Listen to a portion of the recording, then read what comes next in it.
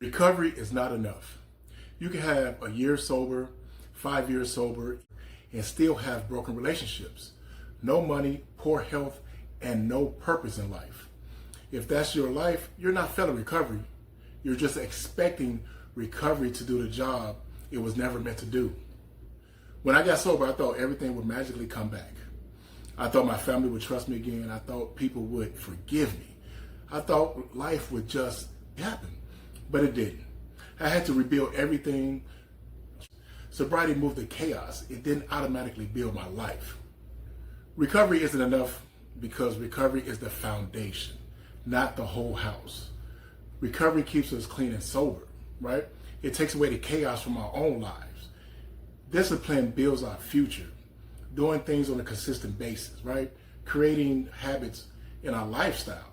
Not just going to meetings, having a recovery foundation, showing up for work on time, some of the things that we need to learn how to do. Get there early, right? When people ask us to be there or be somewhere, be on time. And then one of the most important things is rebuilding our character. Character restores trust that people have in us. I don't care if it's your girl, your wife, your husband, your boyfriend, your employer. For some of us, the police department. If restoring our character, we get a chance to become the person that's relied on. People don't trust our sober time. They trust consistent behavior. A friend of mine just got these shoes for me for my birthday. I turned 52 June 28th, right? It made just like a simple pair of shoes, but they are 3D printed. And what I like about them is because it symbolizes what recovery is. It's one shoe. It's one piece all put together, right? And it works together. There's no separate piece, no separate soles, no separate stitching. It's all one piece.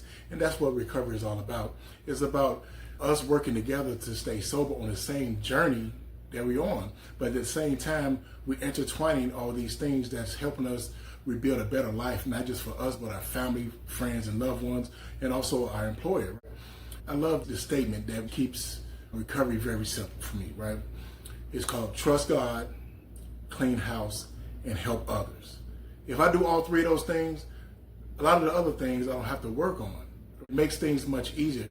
When I'm trusting God, I believe that the prayers that I put out there about my finances, about my job, about my relationships, all these things will come to pass, right? But we also got to remember that faith without works is dead. So I have to put some work in it. I have to put some consistent work into these entities of my life that I want to rebuild and get better. And some people be asking me like, Rock, why do you have so many pair of shoes? I probably got like 30, 40 pair of shoes. And it's not because I'm doing it to flex or anything. There's a simple backstory. When I was homeless for 9 years, I remember one particular time I was laying on the grass or laying in a park, and I seen someone jogging past. And they jogged past with these pair of Pumas on. And Pumas has come out with some better shoes. So I see these Pumas, I'm like, those are sharp.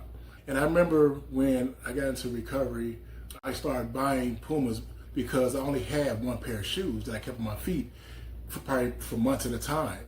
But I symbolize shoes as me doing what I need to do to stay sober, right? A lot of the shoes I don't wear, but I can look at them and know that I'm still doing well, right? I'm still here. And basically what recovery has done, it gave me a second chance.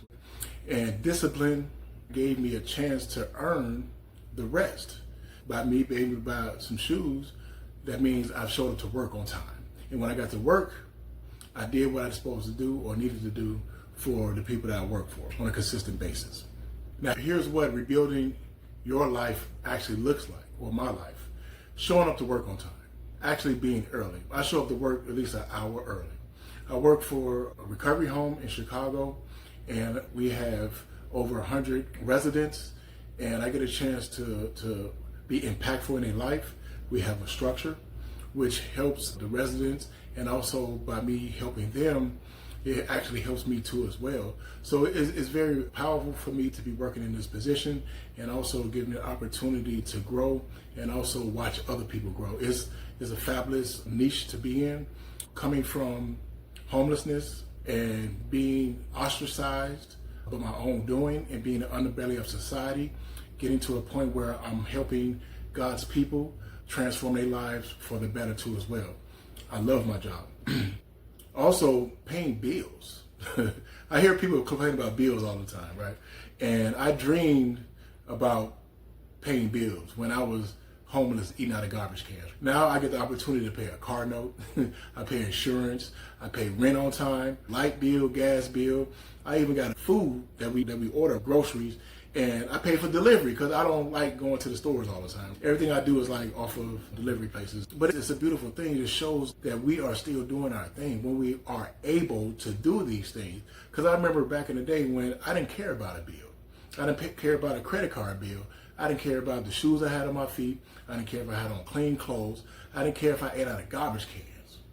Yeah, I got to a point where I washed up in a Starbucks restroom and washed my feet off in the toilet with soap and water, just so I wouldn't stink so bad, right? So I'm very thankful and grateful for even having a shower. What I'm really big on is keeping my promise. Anytime a friend or family member, acquaintance, I don't care if they ask me to do something and I say I'm going to do it, or they say be here at this time, I'll be there at that time. My word is my bond. Today, I do these things not necessarily because I enjoy or like everything that I commit myself to, because some days I may have made a promise about doing something and then something may have came up and I just don't feel like doing it, but I do it anyway. Because I remember when the family was having a barbecue or birthday party or something like that, and they say, Rock, we're gonna start at 7 o'clock, be there. And I say, I'll be there. And I never showed up. Today, I show up. And that's one of the biggest flexes I can have in my recovery journey, is showing up when friends or family say, hey, we would like for you to be there. Would you show up? And I'll be there. Calling my family and my friends on a daily basis actually helps with connection, because I remember isolation was part of my using days. So I isolated myself so I could stay away from becoming a Tasmanian devil in other people's lives. Now connection is recovery for me.